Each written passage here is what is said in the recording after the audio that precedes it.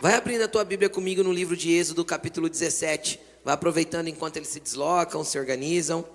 Êxodo, capítulo 17, a partir do verso 8. Êxodo 17, verso 8. Glória a Jesus.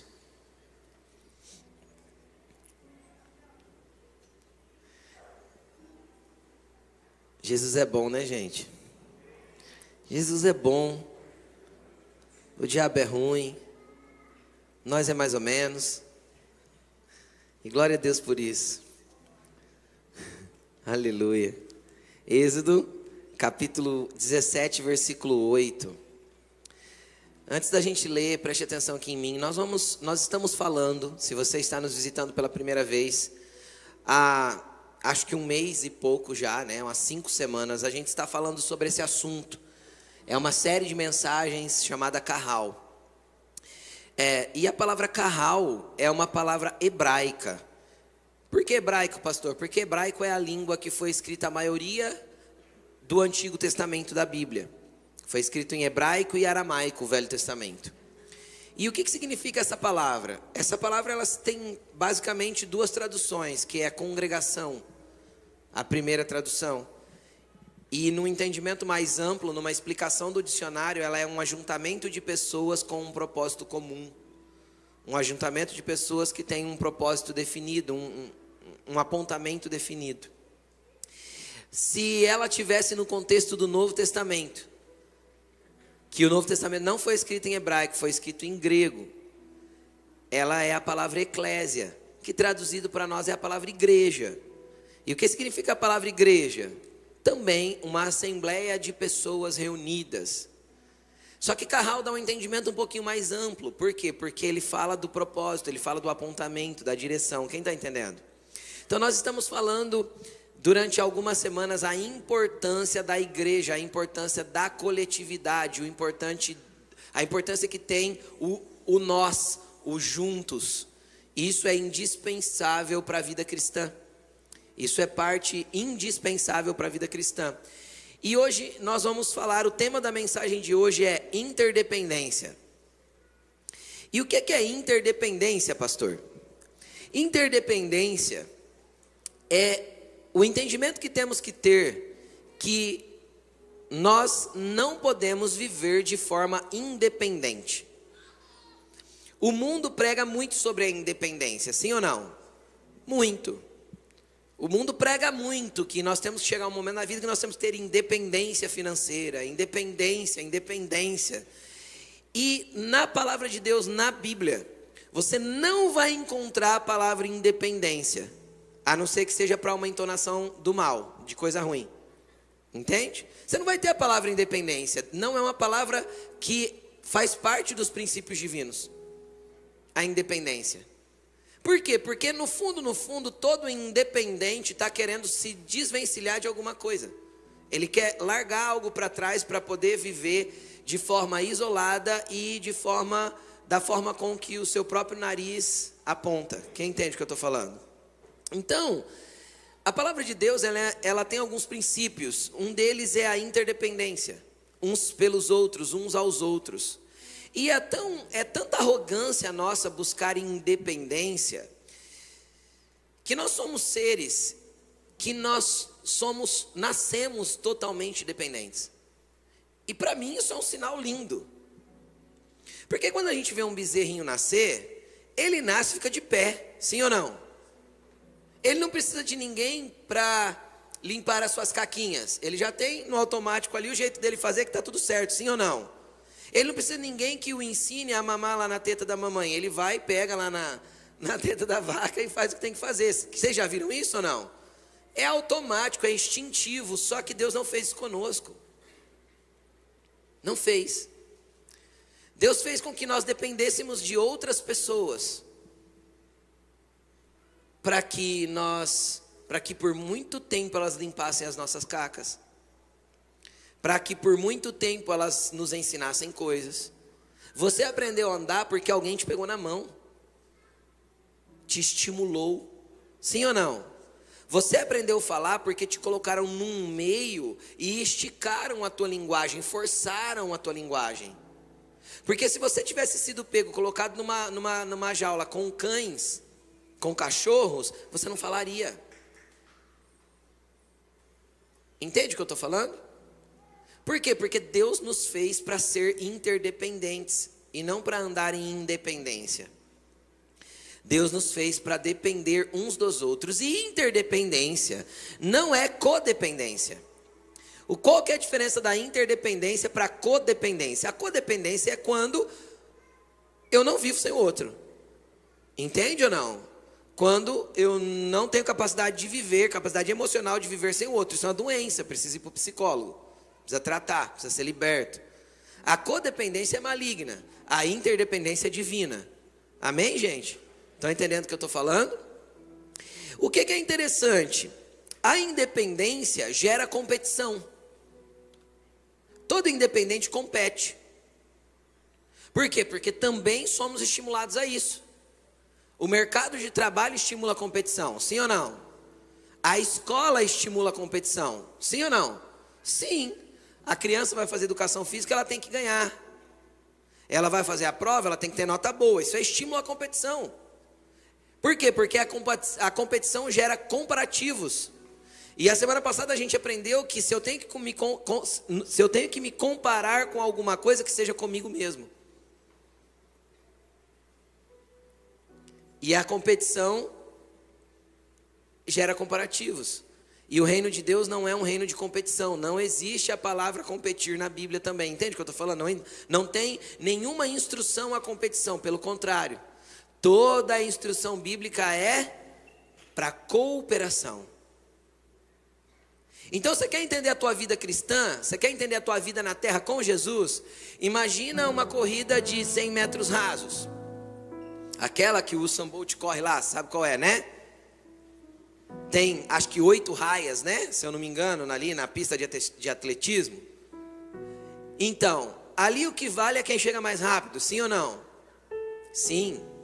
Na corrida de Deus, da tua vida cristã, o que vale não é quem chega mais rápido. O importante é quem chega.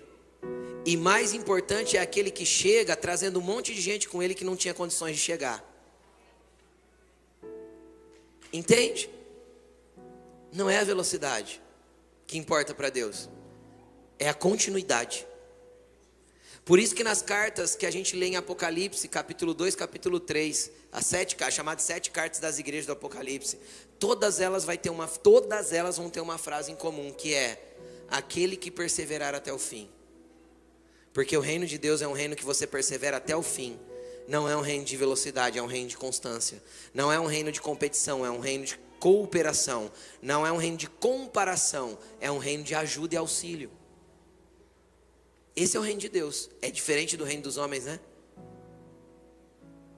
No reino dos homens a gente compete, a gente briga, a gente tenta matar o outro para poder ficar com o que é dele. A gente disputa, a gente compara, a gente quer vencer. E nós somos estimulados para isso o tempo todo.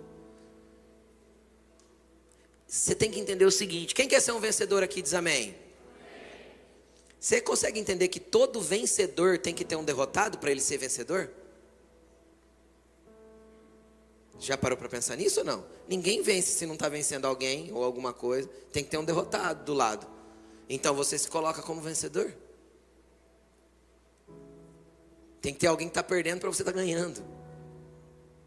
Cara, esse não é o reino de Deus. O reino de Deus é onde eu paro a minha corrida junto nos braços dos meus irmãos e sou suporte para ele, para que ele chegue também ao final junto comigo. Isso é a interdependência que Deus quer criar nas nossas vidas. E eu não estou dizendo que você não tem que ser bom no teu trabalho. Seja o melhor. Pastor, mas eu não vou deixar a gente para trás? Sim, mas você vai deixar a gente para trás para mostrar para eles que quem te levou até aquele lugar foi Deus. E que você vai dar todo o caminho para eles chegarem onde você chegou. Você vai ser um abençoador de pessoas. Entende o que eu estou falando ou não? Se essa não for a tua perspectiva, não há razão de você ser o melhor no que você faz. Entende? Não há razão de você ter êxito no que você faz.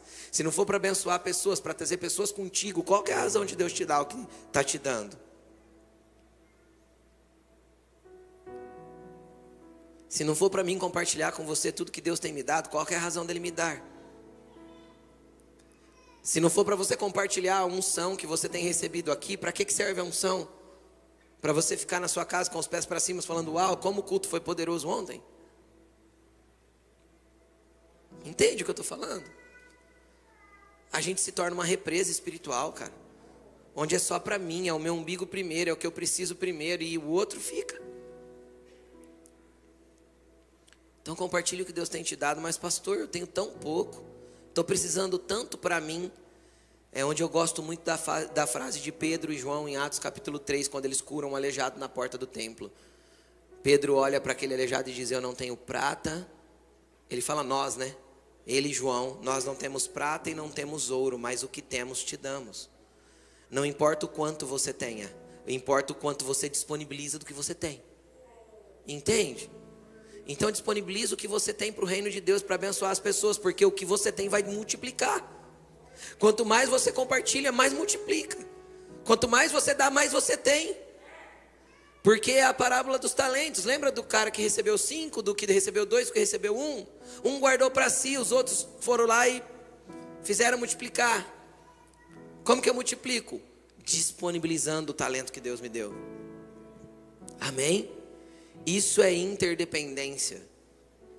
Tinha uma canção bem antiga que eu cantava, acho que quando eu me converti. E a gente não canta mais certas canções, né? Elas ficaram para trás.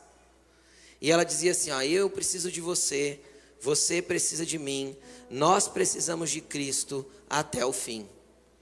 Cara, essa canção é espetacular e isso é interdependência. Eu preciso de você, você precisa de mim, nós precisamos de Cristo. Sabe, houve um momento em que a igreja, com razão, começou a perceber que as canções eram muito horizontais. Então ela começou a apontar para canções verticais, tipo essas que nós cantamos aqui hoje. São canções verticais, onde você adora a Deus, isso é maravilha. Só que as canções horizontais também são necessárias, para que a gente não se esqueça que existem irmãos que estão na mesma missão que a gente. Então eu preciso de você, você precisa de mim, nós precisamos de Cristo até o fim. Até o fim. Não é hoje, não é amanhã, nós vamos precisar de pessoas até o fim. E vamos.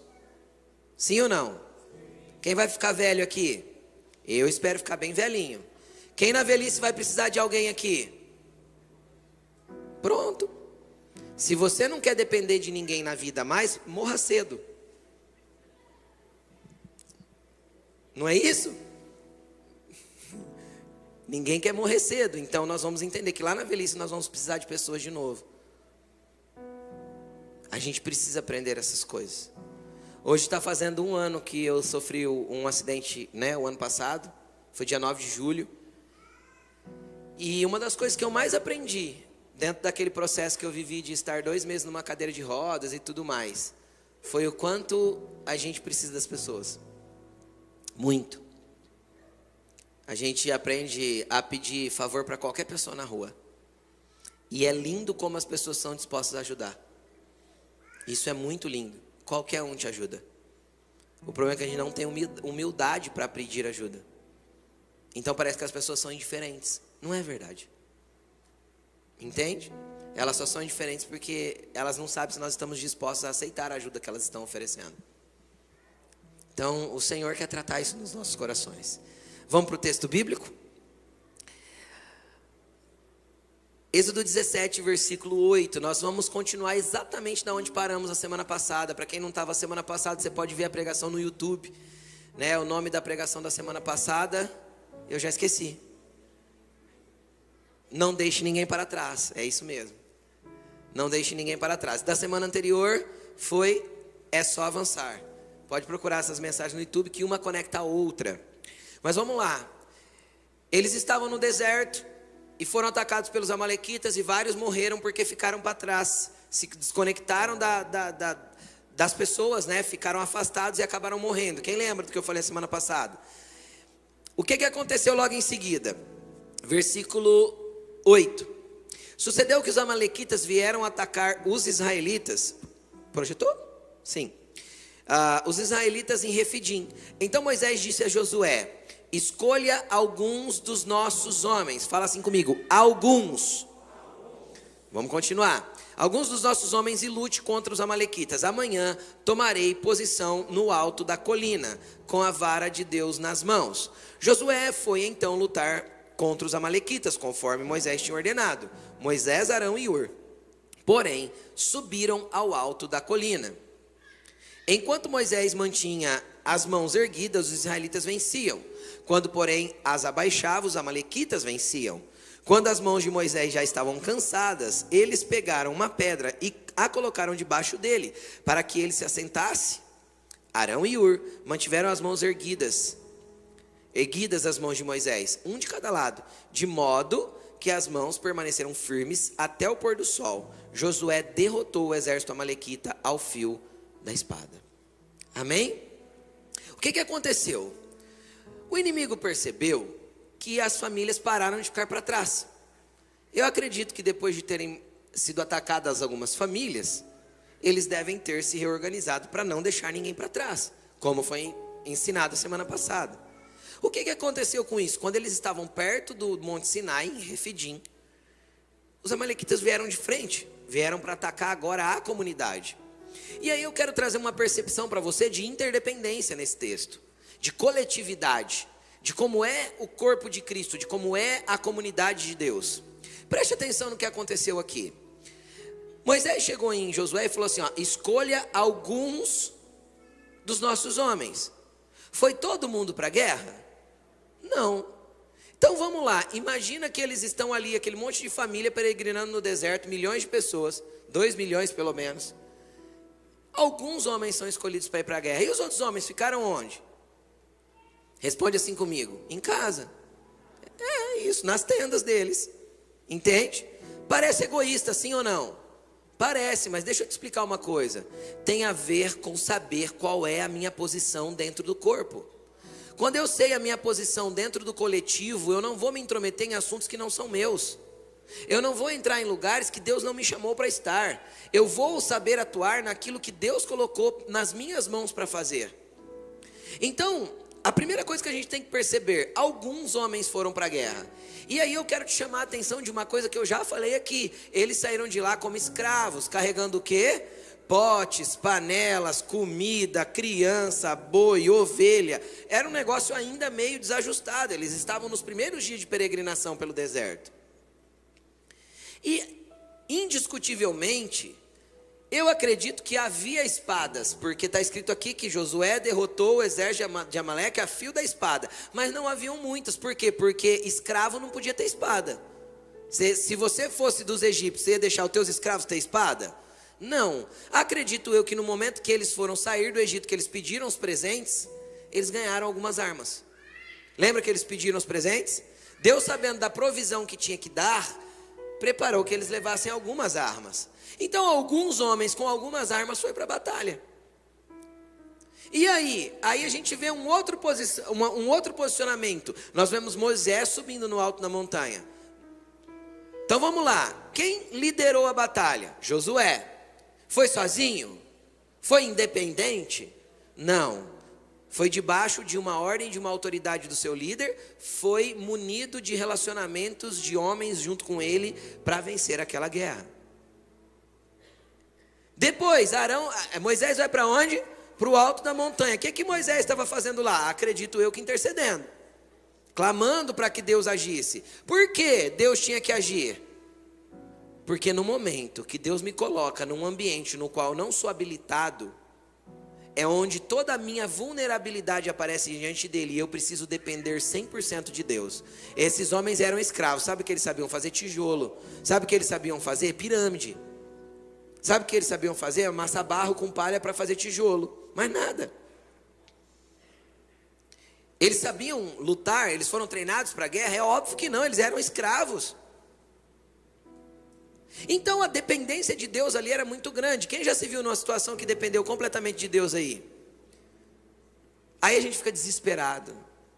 Ai, só Deus agora. Glória a Deus, se é só Ele, então está na melhor mão que tinha que estar. O problema é que a gente é muito bom em pegar o nosso problema de volta para nós e não deixar Deus atuar. Quem já entregou o problema para Deus no domingo e pegou de volta na segunda-feira? Quem já pegou o problema de volta na segunda-feira e deu ruim na terça? A gente é muito bom de entregar o problema para Deus no domingo, só que a gente entrega o problema e a gente já entrega a fórmula pronta de solução. Deus, estou te entregando o problema, mas se o Senhor fizer isso... É ou não é assim que a gente faz? E não é assim que Deus quer que a gente faça. Quando a gente entrega, a gente tem que descansar e confiar. É Ele quem vai fazer. Aquele exército era inapropriado, destreinado, incapaz. Então eles dependiam de quem? De Deus. Deixa eu te falar uma coisa. Praticamente todas as vezes que Deus chamar para fazer algo novo, você vai se sentir incapaz. E glória a Deus por isso. Na sua incapacidade habita o poder de Deus. Na minha incapacidade habita o poder de Deus. Eu acho muito legal quando Jesus chama Pedro no barco e fala assim: vem, você vai ser pescador de homem. Deixa o barco, deixa a rede. Eu acho que Pedro sai todo feliz. Aí ele olha para Jesus. Aí acho que ele olha para os discípulos que estavam do lado: o que é ser pescador de homem? Aí um fala assim: não sei. O outro fala também: não sei. Tipo assim, vamos embora. Se ele propôs, só vamos. Quem entende o que eu estou falando? E a maioria das vezes que Deus te apontar para um lugar, para uma guerra, para algo que você tem que fazer, para algo que você tem que desenvolver, o frio na barriga vai vir porque você vai se sentir inapropriado para aquilo que Ele está te chamando. E glória a Deus por isso.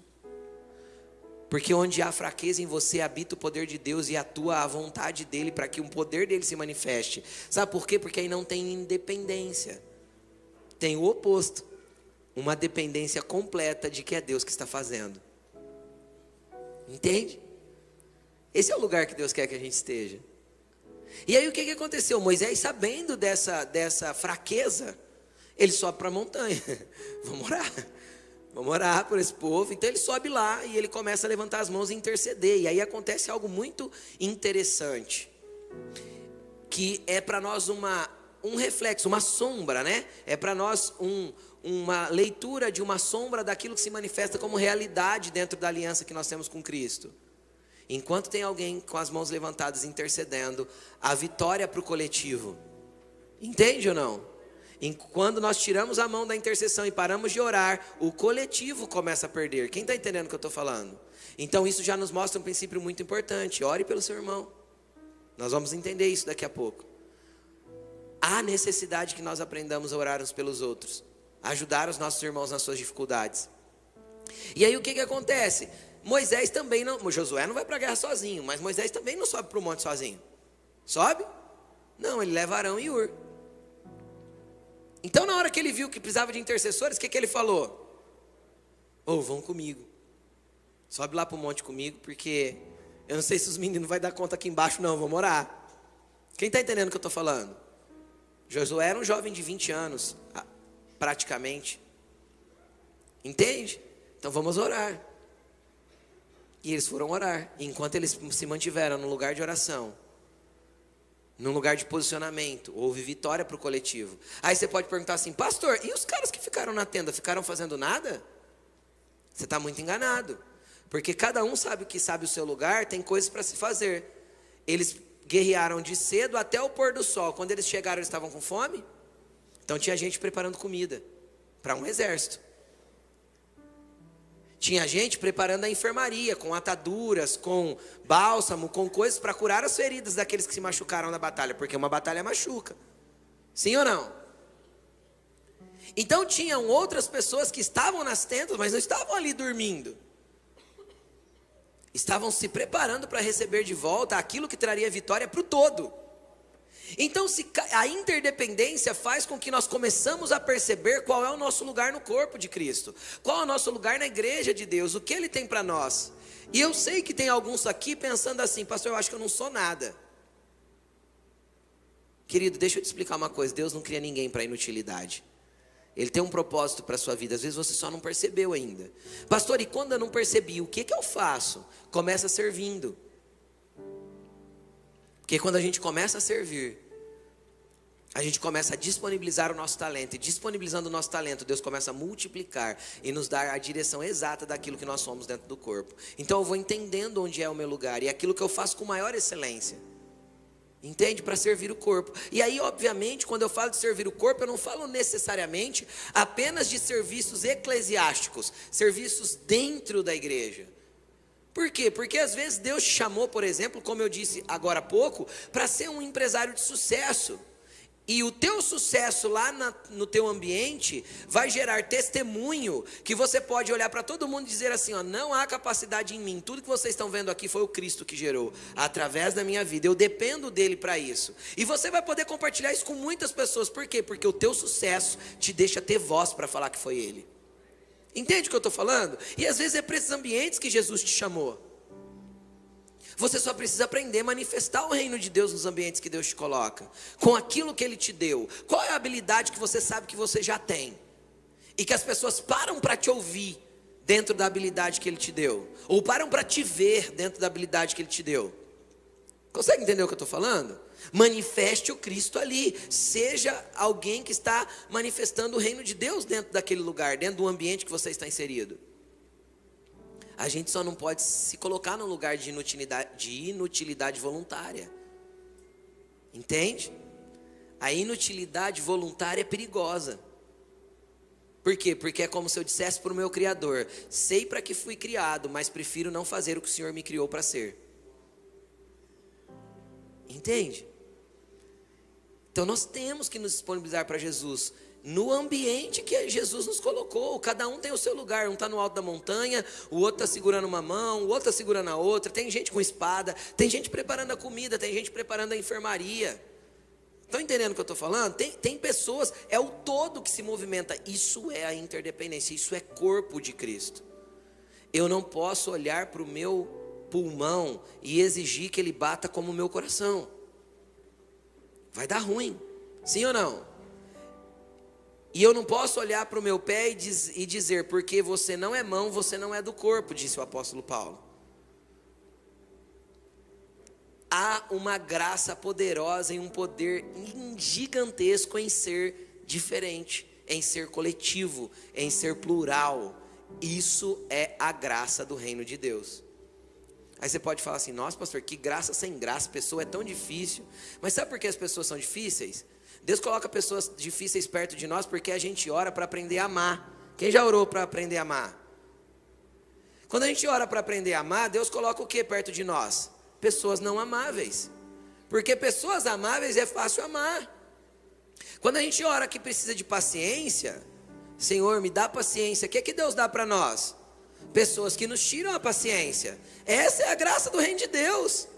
Porque quem vai nos ensinar a ser pacientes é quem nos tira a paciência. Quem entende o que eu estou falando? E quem vai me ensinar a ser persistente? Aquele que às vezes fica tentando me desanimar. Entende? Não seja você o chato que tira a paciência do outro. Fala para ele, fala para Jesus, Jesus, me ajuda a ser melhor. Fala para ele, me ajuda a melhorar, Jesus. Ele vai te ajudar a melhorar. Como que ele vai te ajudar a melhorar? Colocando o que perto de você? Gente, pessoas, cada um no seu lugar, cada um com aquilo que Deus deu para ele, mas é gente que vai fazer você melhorar, é gente que vai te fazer ser mais cristão, é gente que vai exigir que você manifeste mais quem Cristo é através da sua vida. Por quê? Porque todo mundo quer ser servo de Deus. Tem alguém aqui que quer ser servo de Deus? Pode dizer um amém? Amém. Eu só sirvo Deus servindo pessoas. Deus não precisa ser servido, Deus não tem necessidades. E se houvesse necessidades em Deus, Deus tem milhares de anjos para o servirem. Não há necessidades em Deus. Então como eu sirvo a Deus, gente? Servindo esse ser abençoado que está do seu lado. Ou que está atrás de você, ou que está à sua frente. Entendeu?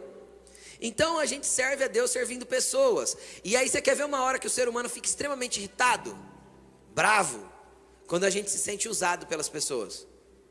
Quem já se sentiu com um selo de idiota na testa? Que as pessoas abusam da gente. E cara, algumas vezes já aconteceu comigo, porque eu tenho um temperamento sanguíneo. E graças a Deus, além de saber, demora para eu explodir, para eu chegar no boom do sanguíneo. E graças a Deus, cada ano que passa, a gente vai adquirindo maturidade e demora mais. Mas o que é interessante? Já houve vezes da resposta vir aqui, sabe assim, ó. E eu escutar do Espírito Santo assim, ó.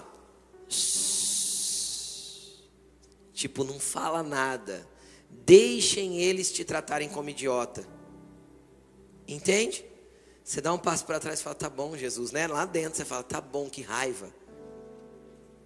O que acontece com isso? A gente colhe o benefício de ter sido moldado por Deus naquela área. A gente colhe o benefício de obedecer a Deus e ter sido moldado por Ele. Isso vem em bênçãos para as nossas vidas depois. Isso vem em graça, isso vem em multiplicação de talento. Isso vem em lugar de autoridade depois. Isso vem em unção depois. Então nós temos que entender que são as pessoas que nos lapidam. E essa é a coisa linda do coletivo, é a coisa linda do Carral, é a coisa linda da interdependência. Então olha para quem está perto de você e fala assim: me usa.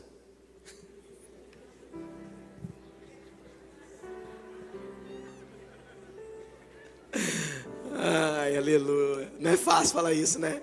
Mas é uma realidade, quando nós nos deixamos ser usados. Agora deixa eu te explicar uma coisa. Ó, vem pra cá, isso é importante. O que a gente tem que entender? A gente tem que entender que para que a gente seja usado pelas pessoas, sem se ofender, nós precisamos andar num lugar de liberdade. O apóstolo Paulo fala assim, ó: por ser livre de todos, eu posso servir a todos. Então, quando eu sou livre de todos, e o que é ser livre de todos? É não depender do elogio, é não depender da opinião, é não depender do aplauso, é não depender de nada que o outro faça, é ser livre, porque você é inteiro em Deus e você tem a tua identidade nele. Se eu sou livre de todos, eu posso servir a todos, porque não há trabalho muito pequeno para mim, e nem trabalho muito grande para mim, porque eu estou nas mãos de Deus e sou livre da opinião do outro. Então, se eu vou ser aplaudido ou criticado, não importa, eu sou livre para servir a todos. Só que só é livre para servir a todos e ser usado por todos aquele que é livre em si mesmo, para ter a identidade em Deus e entender que você não precisa que ninguém te pague, que ninguém te elogie, que ninguém te aplauda. Porque a tua glória não vem em fazer as coisas entre os homens e para os homens, mas a tua glória vem de Deus, que um dia te recompensará. Então seja livre de todos, porque quem é livre de todos vai servir a todos. Entende? Tenha liberdade em Deus. Ai, mas eu vou ajudar a varrer a igreja. Ai, eu vou ajudar a lavar a igreja. Ai, eu vou ajudar a pessoa a empurrar o carro dela na rua. Ai, eu vou ajudar meu vizinho entrar debaixo do carro para fazer alguma coisa. Cara, seja livre de todos. Entende? Quem é livre de todos não tem problema de fazer qualquer coisa, porque isso não te deixa menor. E automaticamente, quando Deus for te dando lugares de maior destaque, também não te deixa maior. Entende? Por quê? Porque somos seres humanos iguais e fazemos parte do mesmo corpo. Quem crê nisso? Amém. Vamos para Mateus capítulo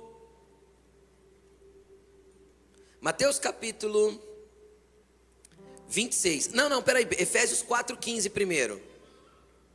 Efésios 4,15, antes da gente ler Mateus. Olha o que diz em Efésios 4,15, 15 e 16. Antes, seguindo a verdade em amor, cresçamos em tudo naquele que é a cabeça, Cristo. Está falando de nós como corpo. Nós temos que crescer em Cristo. Dele todo o corpo, ajustado e unido pelo auxílio de todas as juntas, cresce e edifica-se a si mesmo em amor, na medida que cada parte realiza a sua função. Cara, olha que interessante isso daqui. Quem aqui quer crescer em qualquer área da vida? Levanta a mão. Você só vai crescer, você só vai edificar-se a si mesmo quando o todo for edificado. É a interdependência. Se o teu irmão está crescendo, entenda, às vezes você não vê hoje, mas você está crescendo junto. Se o teu irmão está aprendendo, se tem pessoas perto de você que estão se desenvolvendo, você está se desenvolvendo junto. Porque é um corpo, todos crescem juntos, unidos pelo amor. O problema é que muitas vezes quando o irmão começa a crescer em alguma área, a gente sente inveja. Fica com cara feia. Se o irmão trocou de casa e trocou de carro no mesmo ano, a gente já fala assim: o que está fazendo? Está roubando? Está vendendo droga? A gente sente inveja. Entende? A gente não consegue celebrar com quem está celebrando. E isso é o crescimento do irmão em algumas áreas. E o crescimento dele vai reverberar para o teu crescimento. O avanço dele vai reverberar para o teu avanço. Você fala: pastor, eu não consigo ver assim. Deixa eu te explicar uma coisa. Quem sabe esse irmão que hoje está trocando de casa e carro, está bicudo com ele, daqui 15 anos ele não está com uma empresa gigantesca, ele precisa de um gerente, ele vai lembrar de você. Está entendendo? O crescimento do outro é o teu crescimento. Entende? José ficou na cadeia. Quem lembra o José do Egito? Ficou na cadeia. O que ele virou? Gerente da cadeia. O preso que mandava na cadeia. Você já viu isso? Só homem de Deus para viver essas coisas. Ele mandava nos presos quando o carcereiro não estava lá. O preso que ficava com a chave de todos os outros presos. Só Deus para fazer isso na vida de uma pessoa. Você concorda, sim ou não? Sim. Agora deixa eu te explicar uma coisa. Você lembra que ele ajudou o padeiro e ele ajudou o copeiro? Quantos anos se passaram para que, eu não lembro se foi o padeiro ou o copeiro, tá? Lembrasse dele, não, um morreu, o outro foi para o lado do rei. Eu não sei quantos anos se passaram para o copeiro, sei lá, o padeiro lembrar do José. Mas lembrou. Foi o copeiro. Mas lembrou, entende? O crescimento do copeiro gerou o crescimento de José. Quem está entendendo? Por quê? Porque José tratava o coletivo ali na cadeia. Você entende isso? Nós temos que aprender a avançar na coletividade, porque o corpo edifica-se a si mesmo em amor, conforme cada parte executa a sua função. Como cada parte executa a sua função, o todo acontece. Amém? Quem já ouviu falar do, acho que é Henry, né? Henry Ford. É Henry? Acho que é isso. Quem já ouviu falar do Henry Ford? Você sabe que ele foi a primeira pessoa a desenvolver uma linha de montagem em série, né? Vocês já ouviram falar disso ou não? A fábrica que cada um monta um pedacinho. Já era bíblico. Se alguém tivesse lido a Bíblia antes, saberia disso antes. Que se cada um executa a sua função e faz o seu pedacinho, o todo fica pronto com muito mais velocidade. Entende? É simples. O todo se constrói com muito mais rapidez. Entende? E assim é no corpo de Cristo. Assim é entre nós. Hoje você abençoa um irmãozinho que está se convertendo, que não sabe discernir a mão direita da esquerda, sabe? Um bebê na fé, você ajuda ele com os princípios, ensina o que é importante, ajuda ele e tal. Quem sabe ele sai da nossa comunidade, vai frequentar outro lugar. Cara, um dia lá na frente você se encontra de novo e quem sabe essa pessoa é um grande abençoador da tua vida. E se não vir dele, pastor, se não vir dele, Deus faz vir. Entende? Nada do que eu plantei eu vou deixar de colher. Deus faz vir através de outra pessoa. É simples assim. Mateus capítulo 26, versículo 36. Vamos falar um pouquinho a respeito dessa interdependência. Será que eu devo ter, pastor? Será que eu devo realmente pedir oração nos momentos difíceis da vida? Mateus 26, 36.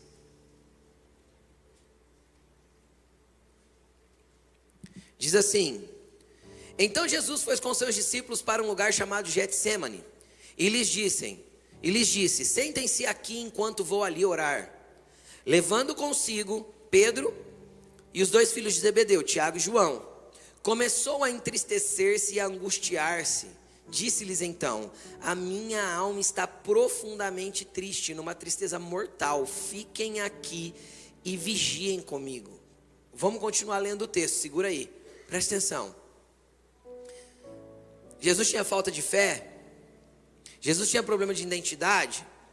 Jesus tinha as crises emocionais, codependência de alguém? Não. Jesus era livre de todos para poder servir a todos? Sim. Ele era a centralidade da plenitude de um ser humano e de Deus nesse ser humano. Sim ou não? Sim. No entanto, chegou o momento da cruz e aquilo pressionou emocionalmente ele demais. E ele foi orar. Então a primeira coisa que nós temos que aprender: o dia que a vida te apertar, qual é a primeira atitude que um crente tem que ter? Orar. Vai orar. A vida começou a te apertar, querido, ore. E quando a vida não te apertar, ore também. E o dia que está tudo bem, também ore. Mas a primeira atitude de alguém que foi pressionado é a oração. Jesus foi orar. Foi sozinho? Chamou os 12. Só que ele chamou os 12 e levou os 12 para a oração? Não. Ele chegou e falou, fiquem aqui. Para os 12. Aí ele olhou para Pedro, Tiago e João e falou assim, vocês 3, vem comigo. Aí eles vão. Aí Jesus olha para eles e fala assim, a minha alma está angustiada até a morte. Vigiem comigo. Sabe o que Jesus pediu para eles? Oração. Cara, Jesus pediu oração para o seu carral. Jesus pediu oração para os seus amigos. Se Jesus pediu oração, por que eu vou ser orgulhoso e independente o suficiente para não pedir oração nos momentos de crise da vida? Por que eu vou ser orgulhoso e independente o suficiente para não olhar para as pessoas ao meu redor e falar assim, cara, ora comigo. Vigia comigo. Eu preciso de oração. Eu preciso que você me ajude nesse momento de dor. É necessário isso. Por isso é importante você estar envolvido com a igreja. É importante você ter amigos aqui. Ou no corpo que você decida frequentar. Você precisa ter amigos, você precisa enraizar. Não existe crente desconectado do corpo. Não existe cristão que congrega em casa. Não existe web crente. Não existe. Porque não é igreja, não é carral. Não tem como eu ser crente online. Porque eu não tenho vida na comunidade. E sem vida na comunidade eu não tenho nada disso que eu estou pregando aqui. Eu não sei que parte eu sou do corpo. Quem já viu um fígado correndo por aí? Alguém já viu? Não. Ninguém nunca viu. Só a mãozinha da família Adams. Se você assistiu o filme, quem lembra? Não tem olho, não tem boca, não tem pé, não tem nada. Entende ou não? Está desconectado do corpo. Quem é desconectado do corpo não tem vida em si mesmo. Ah, mas eu amo Jesus. Mas a igreja é complicado. Eu fico imaginando, Jesus não é o cabeça do corpo que a gente acabou de ler? Sim ou não? Aí a Bíblia diz que um dia Jesus se casará com a sua noiva. E qual que é o nome da noiva de Jesus? Qual que é o nome dela? Igreja. Coletivo, não indivíduo. Aí o cara acha, ou a pessoa acha que no dia do casamento com o cordeiro, ele vai pôr a cabeça debaixo do braço? Quem está entendendo o que eu estou falando? Você quer casar com uma esposa e levar só a cabeça para casa? Você quer casar com um marido e levar só a cabeça para casa? Cristo não quer casar com a sua igreja que esteja desconectada de um corpo. E Ele não vai fazer isso. Então quem está desconectado do corpo, infelizmente não estará no casamento. Bíblia. É necessário sermos conectados, é necessário buscarmos amigos, é necessário pedirmos oração, termos para quem pedir oração. Aí você pode pensar assim, pastor, eu preciso melhorar meus amigos aqui na igreja então. É fácil. Você quer ver se você precisa melhorar? Se você precisasse escolher 3 pessoas hoje, que são amigos que vão te apontar para o lugar certo. Lembra que carral é pessoas apontadas para o mesmo propósito? Ou seja, são pessoas que você vai pedir oração que vai te apontar para o lugar certo. Quem já pediu ajuda para a pessoa que te apontou para o lugar errado aí? Eu não, eu acho que não. Não vou levantar a mão não, que eu não. Mas às vezes tá com crise no casamento. Tá com crise no casamento, vai lá para a amiga do trabalho que não tem conhecimento de Deus, não tem propósito, não está na mesma visão e na mesma ideia. Ai, amiga, sabe o que está acontecendo? Aí a outra orienta o quê? Ah, levanta, passa uma maquiagem, põe uma roupa bonita, vamos dar um rolê. Ixi, ó, a fila andou. Essa orientação vem de Deus? Essa orientação é assertiva para aquilo que Deus tem para a tua vida? É óbvio que não. O problema é que muitas vezes a gente vai buscar conselho porque a gente não nutriu amizade dentro do corpo, então a gente vai pegar conselho fora do corpo. Aí não é conselho, é vírus, bactéria. Entende? Então a gente tem que nutrir isso dentro da igreja, e para isso exige um esforço. Porque ninguém que entra de cara feia e sai de cara feia da igreja vai cumprimentar alguém. Então sorria. Cumprimente seu irmão com um sorriso. Esteja pronto a se envolver. Pastor, é que você não sabe o tanto que a igreja me machucou. Querido, pode ser que eu não saiba, mas eu vou te contar. Eu sei o quanto a igreja pode te curar. Porque é o corpo que cura o corpo. Não tem jeito. Quem gera anticorpo para o corpo é o próprio corpo. Entende o que eu estou falando? E sempre que alguém aplica um remédio, é alguém que está aplicando. Ou seja, tem o ser humano ali atuando também. Para o remédio, para acelerar a cura. Entende? Então, nós somos interdependentes. Jesus pediu oração. Agora deixa eu ver a reação dos amigos de Jesus. Versículo 39. Indo um pouco mais adiante, prostrou-se com o rosto em terra e orou: meu Pai, se possível, afasta de mim esse cálice, contudo não seja como eu quero, mas sim como tu queres. Não quero entrar nesse mérito. A oração de Jesus é uma oração de rendição, é uma oração onde ele se rende à vontade de Deus. Depois voltou aos seus discípulos e os encontrou dormindo. Vocês não podem vigiar comigo nem por uma hora? Perguntou ele a Pedro. Vigiem e orem para que não caiam em tentação. O espírito está pronto, mas a carne é fraca. Abrindo um parênteses, quem já usou esse versículo aqui para falar do pecado? O contexto desse versículo não é pecado, o contexto desse versículo é oração. Toda vez que você for orar, o teu espírito está pronto para orar e tua carne vai querer sair dali. Tem nada a ver com pecado esse versículo. Tudo bem? É de oração o ambiente aqui, sim ou não? Vamos continuar. Quem já foi orar e o teu corpo não queria estar ali? Né? Por isso que Paulo falou assim, ó: eu reduzo meu corpo à servidão. Ou seja, você vai e pronto, acabou. Amém? Retirou-se para orar outra vez, versículo 42. Meu Pai, se não for possível afastar de mim este cálice, sem que eu beba, faça-se a tua vontade. Quando voltou, de novo encontrou dormindo, porque os seus olhos estavam pesados. Então os deixou novamente pela terceira vez, dizendo as mesmas palavras. Depois voltou aos discípulos e lhes disse: vocês ainda dormem e descansam? Chegou a hora, eis que o Filho do Homem está sendo entregue nas mãos dos pecadores. Levantem-se, vamos. Aí vem aquele que me trai. Deixa eu te explicar uma coisa. Os amigos de Jesus foram ponta firmes ou não? Não. O que eu quero abrir de parênteses para você nisso? Vão existir momentos dentro da sua caminhada de fé que mesmo buscando ajuda você não vai encontrar. E você vai se sentir sozinho. Deixa eu te explicar, não é momento de você desistir. E nem de começar a transferir a culpa para as pessoas que não te ajudaram. Jesus não só não transferiu a culpa, quando terminou de orar, Jesus não deixou eles para trás.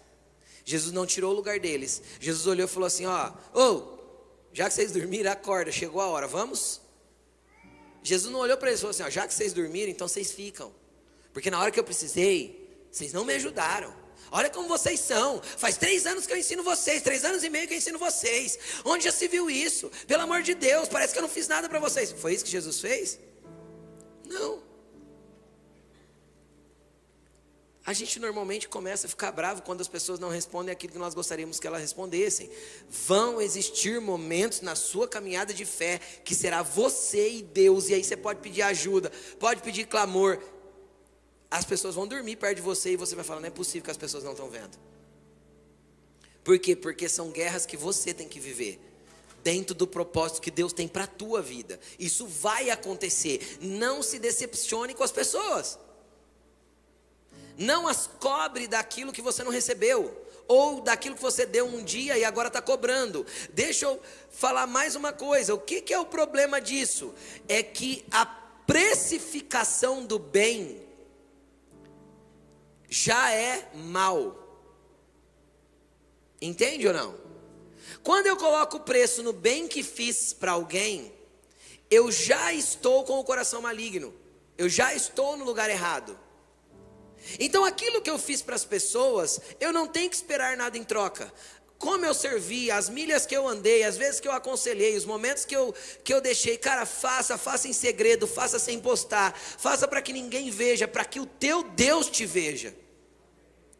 Vão existir momentos que você vai estar sozinho, abandonado. Deus te abandonou? Não, Ele prometeu, eu não te deixarei, não te abandonarei, e estarei com vocês todos os dias. Por mais que você esteja conectado a um carral, vai haver momentos que você vai se ver só.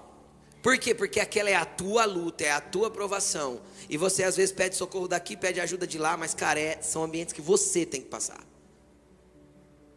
E você vai se sentir só. Você vai se sentir sem ninguém. E às vezes você vai se sentir sem ninguém, rodeado de pessoas. Quem já se sentiu assim? Eu já. Por quê? Porque é uma guerra sua, é uma luta sua. Só não precifique o bem que você fez, exigindo que as pessoas te devolvam numa proporção que você espera receber delas. Aquilo que você faz, você não faz para as pessoas verem, você faz para Deus. Você não serve pessoas por causa... Não, é por causa das pessoas, mas não esperando delas de volta, esperando no Senhor a recompensa. Quer ler o versículo comigo? Colossenses 3:12, para a gente encerrar. Colossenses 3:12, do 12 ao 17. Portanto, como povo escolhido de Deus, santo e amado. Quem é povo escolhido de Deus aqui diz amém? Todos vocês são, tá? Vocês são santos e amados, santificados por Cristo e amados por Ele. Amém? Todos nós, revistam-se de profunda compaixão, bondade, humildade, mansidão e paciência. Acho que o Luan leu esse texto, não leu quando você pregou? Nessa série. Volta, calma. Aí, profunda compaixão. O Luan pregou sobre isso na segunda mensagem. Como que é o nome da mensagem? Compaixão, misericórdia e amor, série Carral. O Luan falou bastante sobre isso aqui. Revistam-se disso. Estejam revestidos disso tudo, mas vamos continuar. Suportem-se uns aos outros. Suportar-se uns aos outros não é aquele senso que a gente tem sobre suportar. Suportar é quando a pessoa é insuportável e a gente acha que está suportando. Sim ou não? A palavra original aí, o entendimento que a palavra no grego traz não é esse tipo de coisa. É dar suporte. Coloque-se como suporte para o outro. Entende? Coloque-se como suporte para o outro. Uns aos outros sejam suportes um para o outro. E perdoem as queixas que tiverem uns contra os outros. Vamos ser sinceros? Todos nós temos alguma coisa para falar de alguns irmãos aqui na igreja. Sim ou não? Se fosse para a gente fazer uma listinha de queixa, não tinha? Tinha ou não tinha? Cara, a orientação bíblica é assim, ó, perdoa as queixas. Perdoe as queixas uns dos outros. Perdoem como o Senhor lhes perdoou. Quem já foi perdoado por Jesus aqui? Então perdoe do mesmo jeito. Vamos continuar. Acima de tudo, porém, revistam-se do amor, que é o elo perfeito. Que a paz de Cristo seja o juiz em seu coração, visto que vocês foram chamados para viver em paz, como membros de um só corpo. Sejam agradecidos. A gente foi chamado para viver como? Em paz. Quando a gente perde a paz? Quando a gente arruma as treta. Quem que arruma as treta? Ai, pastor, é o diabo. O diabo só te tentou na tua fraqueza, lindão. O diabo só arranca de você aquilo que você já tem dentro. Ele não tem a capacidade de colocar em você aquilo que não há em você. Já havia um desejo no coração de Eva de comer a fruta. Ele só instigou o desejo dela. Quem está entendendo o que eu estou falando? Satanás só vai instigar o que já tem dentro de você. Então, é como a música do Thales Roberto, servir Jesus é fácil, a gente que complica tudo. Porque a gente gosta, né? É ou não é? Qual que é o marido que quer manter a paz e a esposa parece que quer discutir a relação todo dia? Parece que ela gosta de chamar uma treta para dentro do lar. Posso ouvir um amém dos homens? O homem nem dá amém.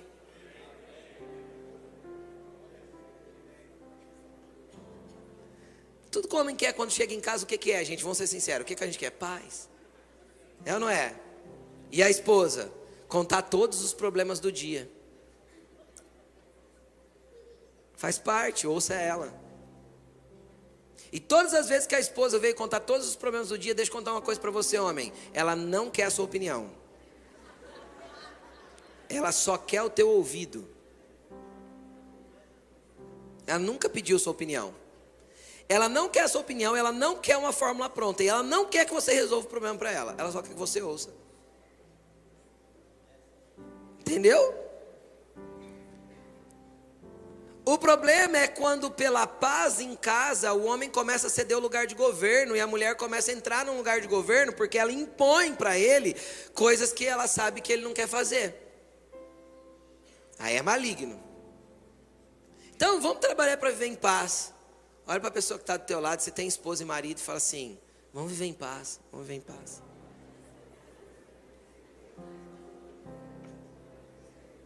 Vamos viver em paz. Lembrando os homens que elas têm o dobro de necessidade de fala que a gente. Tá bom? Amém? Tem mulher quietinha, mas são exceções, né? São raras. A maioria é falante, sim ou não, gente? Os homens aí confirmam comigo, sim ou não? Minha esposa está aqui também, pode falar, você não vai apanhar quando chegar em casa não. A Laine é quietinha. Tá falando que eu sou quietinha. Quem conhece a Laine? Quietinha. Aí lá em casa, até que o Vitor casou tem 1 ano. O Vitor, 1 ano e 3 meses. Quando ele estava em casa, a gente mantinha um equilíbrio, era 2 contra 2. Agora eu me enrolei, né, velho? É a Laine e uma garota de 15. Que é a cópia da Laine. Quando Jesus foi fazer ela, eu acho que Deus foi meio pego de surpresa assim, e pegou a mesma forma. Tem alguns traços diferentes, mas a maioria é igual. Tem algumas coisinhas que ela pegou de mim. Mas a maioria é igual, mas é uma beleza. Essa semana eu estava na sala, já eram as 10 e pouco da noite, eu tinha parado de trabalhar 10h35. Aí eu falei assim, eu vou ver um episódio de uma série, eu preciso dar uma desligada. Aí ela chegou da igreja, ela estava aqui. Aí ela foi para a sala, na minha sala é 2 ambientes. Aí eu estava na parte da sala de TV e elas estavam na parte de trás na mesa. E elas começaram a conversar, quem que escuta a série?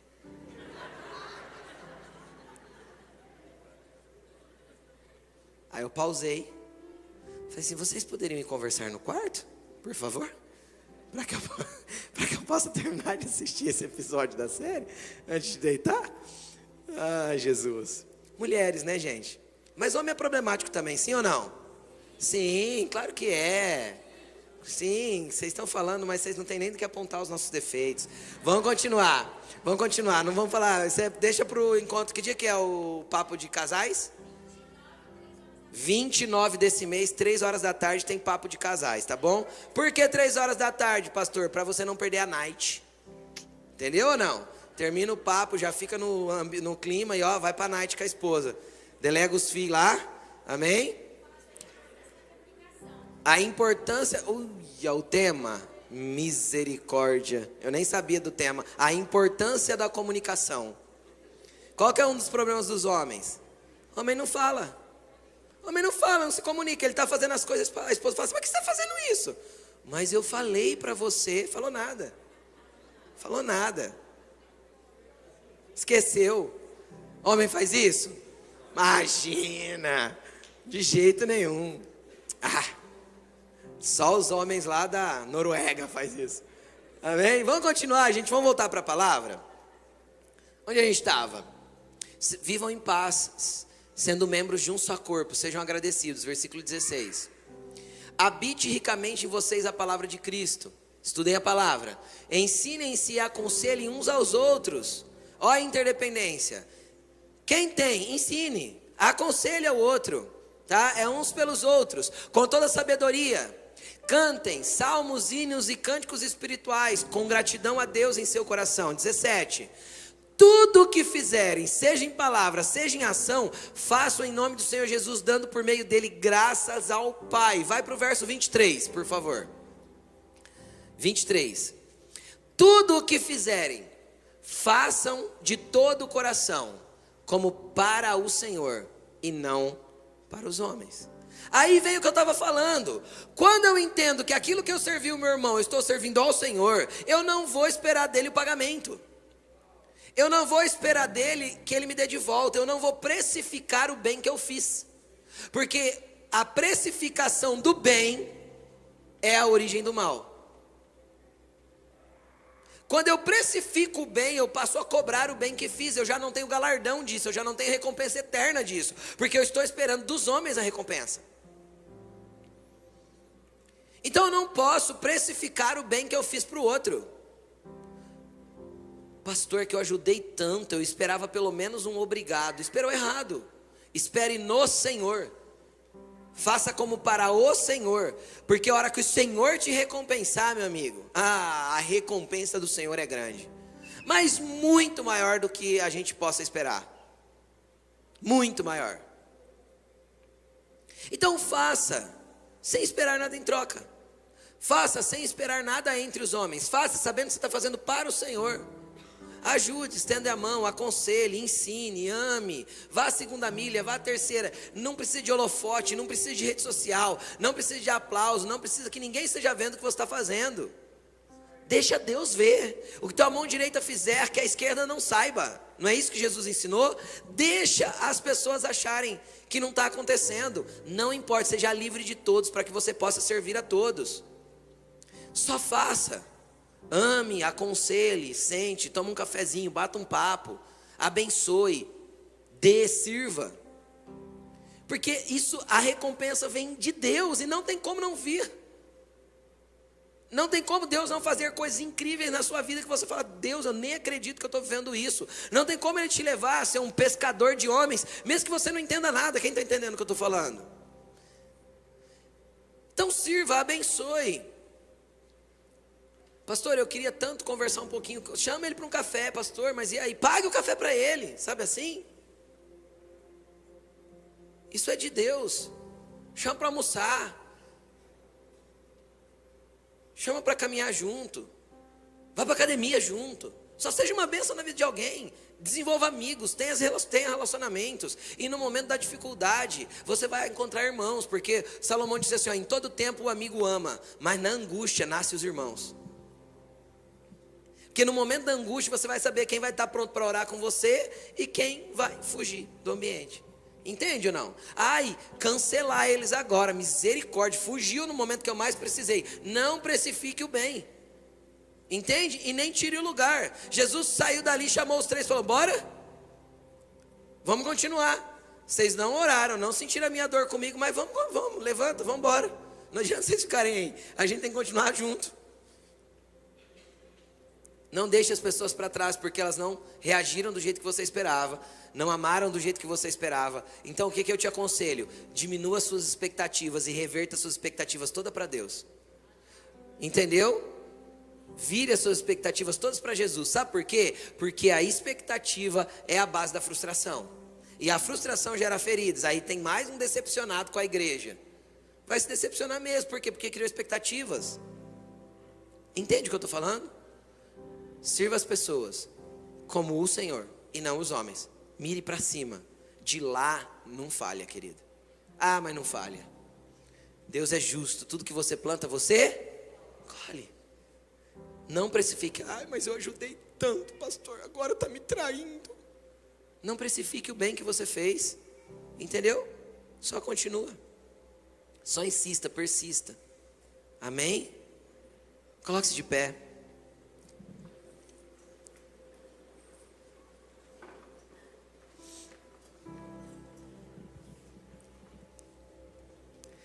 O Senhor é bom. O que você vai orar nessa noite?